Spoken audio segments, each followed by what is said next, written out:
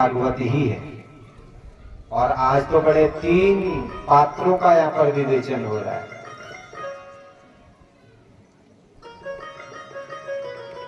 एक पंडित जी हैं, उनका नाम है सुमेधा। एक जजमान है सुनने वाला, उसका नाम है सूरत।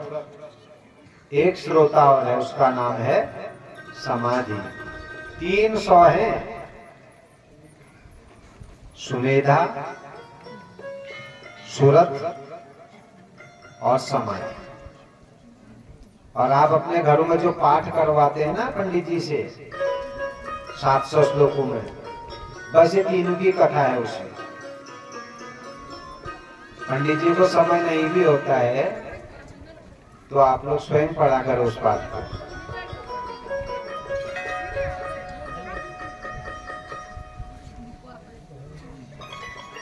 तो ये संसार है सज्जनों, बड़ा विचित्र है। कोई राजा भी है तो उसके ऊपर भी संकट आते रहते हैं। और व्यापारी, कभी व्यापार बहुत अच्छा भी चल जाता है, कभी घाटा भी हो जाता है।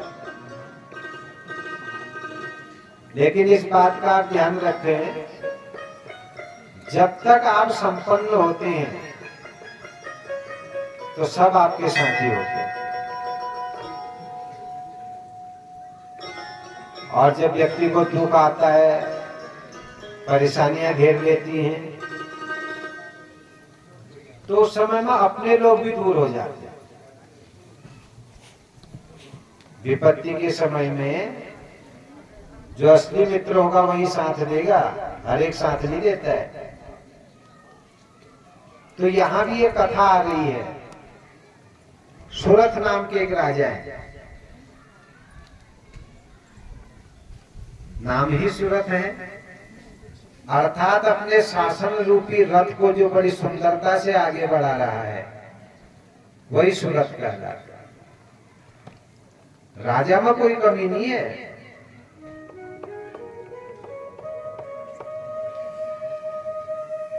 बहुत सुंदर ढंग से अपने प्रजा का पालन कर रहा है। राजा अच्छा ही होता है, लेकिन जो राजा के इर्द गिर्द घूमने वाले होते हैं ना, मंत्रिमंडल के लोग, वो कई बार राजा के साथ धोखा भी कर देते हैं। जो दाएं बाएं लगने वाले होते हैं ना, ज्यादा किटकंदार, वो खतरनाक हैं, उनसे बचना है। कमीशन एजेंट भी कह सकते हैं आज की भाषा में उनको आप। ये आज ही नहीं, हमेशा होता हुआ आया है ऐसा। सूरत नाम का राजा तो बड़ा धर्मात्मा है सज्जन। राजा को धर्माचारी होना चाहिए, धर्मात्मा, अर्थात जो शुभ और अशुभ को समझता है और शुभ कार्यों को करता है, अपने प्रजा के कल्याण के लिए जो सदैव तत्पर रहता है, वही धर्मात्मा राजा है। और ऐसा राजा है सूरत, बढ़िया ढंग से राज्य कर रहा था।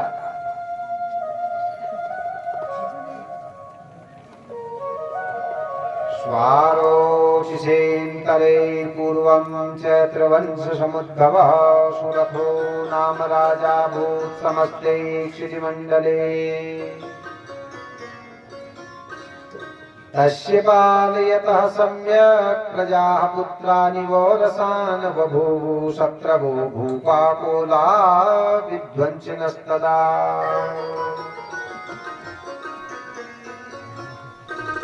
संयोग की बात है सज्जनों, राजा सूरत बड़े अच्छे ढंग से राज्य कर रहा था,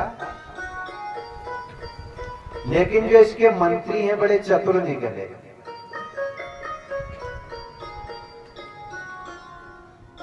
और इन मंत्रियों ने राजा के साथ धोखा कर दिया। जो पड़ोस के शत्रु राजा हैं उनके साथ मिल गए मंत्री लोग। इसलिए मंत्री जो है बहुत चरित्रवान होना चाहिए। जिस राजा का मंत्रिमंडल प्रबुद्ध नहीं होता, चरित्रवान नहीं होता है, ऐसा मंत्रिमंडल अपनी तो बहुत उन्नति कर लेता है, लेकिन राज्य को रसातल में डाल देता है और राजा भी नष्ट हो जाता है। कई बार जो सरकारें गिर जाती हैं उसमें मंत्रियों का ही हाथ होता है। तो इसके मंत्रियों ने भी इसके साथ धोखा किया। अमात्य बलिभिः दुष्टैर दुर्बलस्य दुरात्मभिः। पड़ोसी राजा से मिल गए और अपने राज्य की गोपनीय बातें शत्रु को बता दी। तो सूरत के ऊपर में पड़ोसी राजाओं ने आक्रमण कर दिया। यद्यपि और पड़ोस के लोग मुट्ठी भर के बहुत कम थे, लेकिन उन्होंने राजा सूरत को बड़ा दुखी कर दिया। शत्रु को, पड़ोसी को जीता जा सकता है, लेकिन यदि शत्रु घर के अंदर पैदा हो जाता है उससे विजय पाना बड़ा कठिन है। आस्तीन के जो सांप होते हैं। तो वर्णन आता है कि राजा सूरत ने सोचा, रे जब मंत्री ही धोखेबाजी कर रहे हैं तो अब इनके बीच में नहीं रहना चाहिए। स्वयं ही राजपद को छोड़ने का उसने निश्चय करेंगे।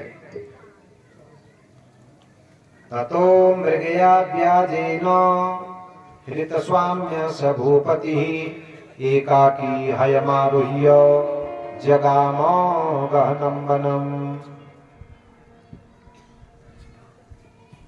तो जब राजा ने अपने मंत्रियों के कुकृत्य को देखा तो निश्चय किया कि अब इस राज्य को छोड़ करके चले जाना चाहिए। तो सज्जनों, सूरत नाम का राजा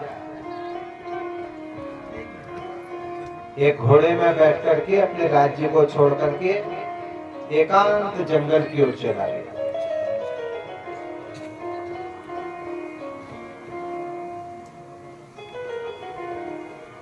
आज तक तो राजगद्दी संभालता था और अब राज्य को छोड़ करके जंगल में चला गया। जंगल में क्या एकांत स्थान है। और बहुत आगे पहुंचा तो एक आश्रम उसे दिखाई दिया। शतत्राव संभद्राक्षी द्विजवर्यस्य मेधसः प्रशान्तश्चापदाकीर्णं मुनिशिष्योपशोभितम्।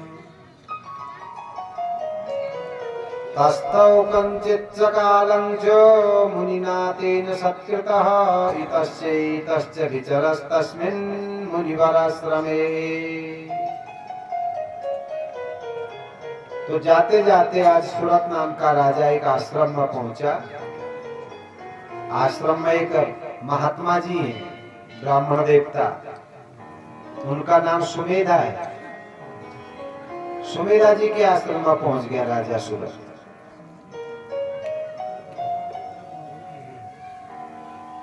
और उसने आज आश्रम में देखा कि बड़ा विचित्र दृश्य उसके दिखाई दिए।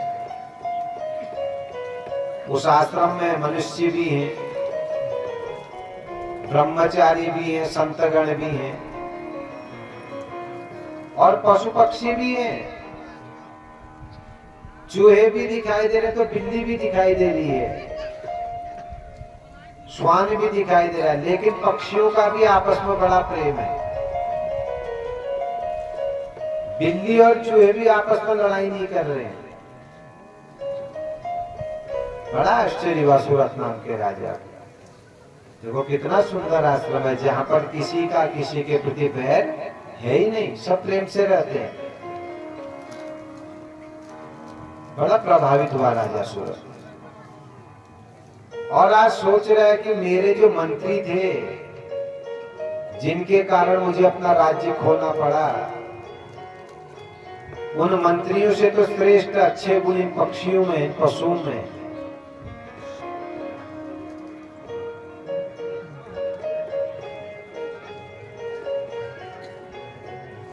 और अब तो इस आश्रम में रहना ही अच्छा है, उन मंत्रियों के बीच में भी नहीं जाऊंगा।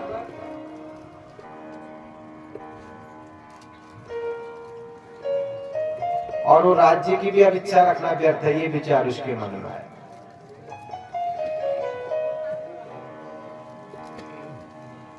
आश्रम में चला गया, सुमेधा जी को प्रणाम किया उसने। और आज सुमेधा जी ने उससे पूछा, कौन हो, कैसे आना हुआ। हे गुरुदेव, मैं चैत्र वंश में उत्पन्न सुरत नाम का राजा था।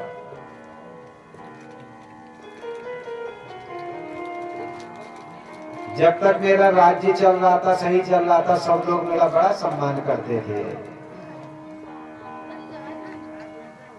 लेकिन आश्चर्य की बात है कि मेरे मंत्रियों ने ही मेरे साथ धोखा कर दिया और मेरा राज्य मुझसे छिन गया।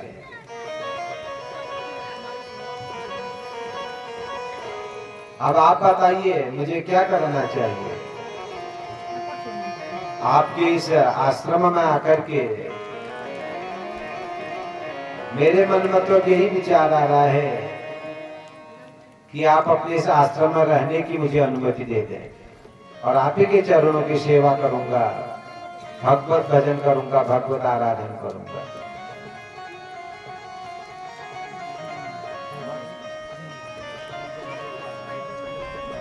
सुमेधा जी ने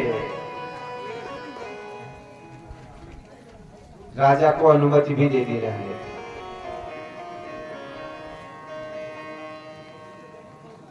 और संयोग की बात है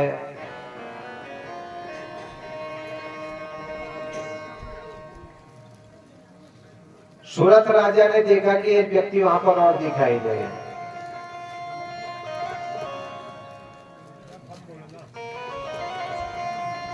और उनसे पूछा उन्होंने, अरे तुम कौन हो, तुम कैसे यहाँ पर आ गए? तो समाधि नाम का वैश्य सज्जन व्यापारी है, वो भी आया है मुनि के आश्रम में। समाधिर नाम वैश्यो उत्पन्नो धनिनांकुले पुत्रदारे निरस्तश्च धननो वाद साधुभिः विहीनश्च धनेर्दारे पुत्रैरादाय मे धनम् वनमभ्यागतो दुःखी निरस्तश्चाप्त बंधुभिः। तो आज व्यापारी भी बता रहा राजा को, हे राजन मेरा नाम समाधि है, बहुत अच्छा मेरा व्यापार चलता था। जब तक मैं खूब पैसा कमा रहा था तो मेरे बच्चे भी मेरे को अच्छा मानते थे, पत्नी भी बड़ा प्रेम करती थी, माता पिता भी बड़ा प्रेम करते थे। समय की बात है मेरा व्यापार नष्ट हो गया। जिन्होंने उधार दिया था उन्हें उधार वापस नहीं करा। दिन प्रतिदिन व्यापार में कमी आती रही, पैसों की कमी हो गई। दिन भर मेहनत करता था तब भी खाने के लिए पैसा इकट्ठा नहीं हो पाता था। और जब घर जाता था रात को तो पत्नी भी यही पूछती थी कि आज कितना कमा करके लाए हो। और बेटे भी मेरे पैसे को गिनते थे कि आज कितना कमा करके लाए। बोले जब व्यापार शून्य हो गया तो पत्नी भी सही ढंग से भोजन बना करके भी नहीं देती थी।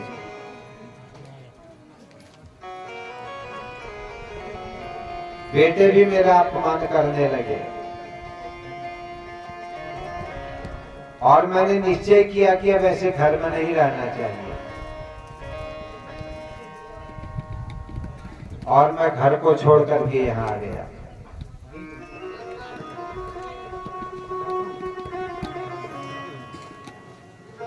ये व्यापारी को आज अपने घर की अभी भी चिंता सता रही थी। तो सूरत नाम के राजा ने इससे कहा कि अरे वैश्य, जब तेरे परिवार के लोगों ने ही तेरे प्रति इतना दुराग्रह किया और तेरा अपमान किया तो अब ऐसे उस परिवार का चिंतन क्यों कर रहा है?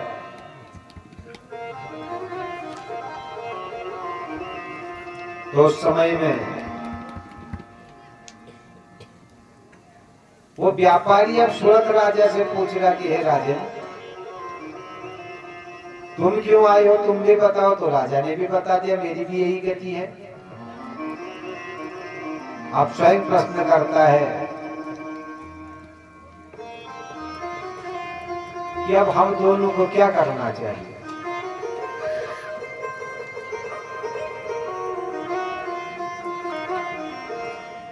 देखो दोनों चर्चा कर रहे हैं, अब चर्चा करके चीजें निकलती हैं। एक राजा है सूरत और व्यापारी है समाधि।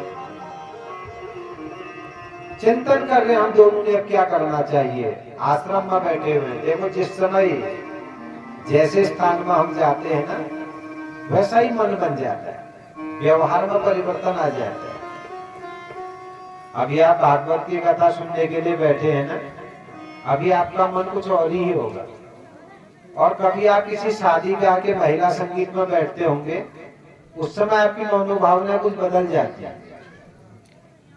अभी आपकी मनोभावनाओं में बहुत धैर्य है, शांति है, सात्विकता है, क्योंकि भागवत का कार्य सतोगुणी कार्य है। जब आप कहीं महिला संगीत में जाते हैं या शादी बारात में जाते हैं, बढ़िया बढ़िया कपड़े पहनते हो, वैसे नीचे नहीं बैठेंगे उस समय आप, फिर आप कुर्सी ढूंढते हैं। या फिर तेज बाजा गाजा बजता है तो नाचने को आपका मन करता है, आपकी भाषा ही बदल जाती है। अभी आपसे कोई कुशलक्षेम पूछ रहा होगा ना, कुशल बात, तो सब भगवान ने कृपा है, हो भलो भलो, आप ऐसा कह रहे हो। शादी ब्याह के बीच में आप जाएंगे, वहां पर आपके बोलने का तरीका भी बदल जाता है। और इसी के स्थान पर यदि कोई तामसी पूजा होंगी ना, उस समय इतने शांति से आप नहीं बैठते होंगे। ये स्थान का महत्व है। तो ये अभी आश्रम में गए हैं दोनों, सुमेधा जी के आश्रम में। दोनों के विचार मति बड़ी शुद्ध हो गई और चर्चा कर रहे कि हमें क्या करना चाहिए और क्या नहीं करना चाहिए।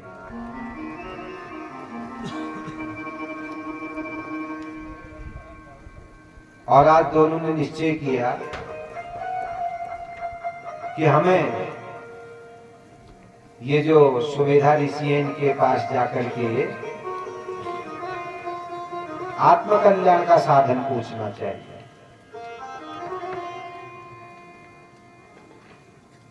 दोनों जो है सुमेधा जी के पास चले गए।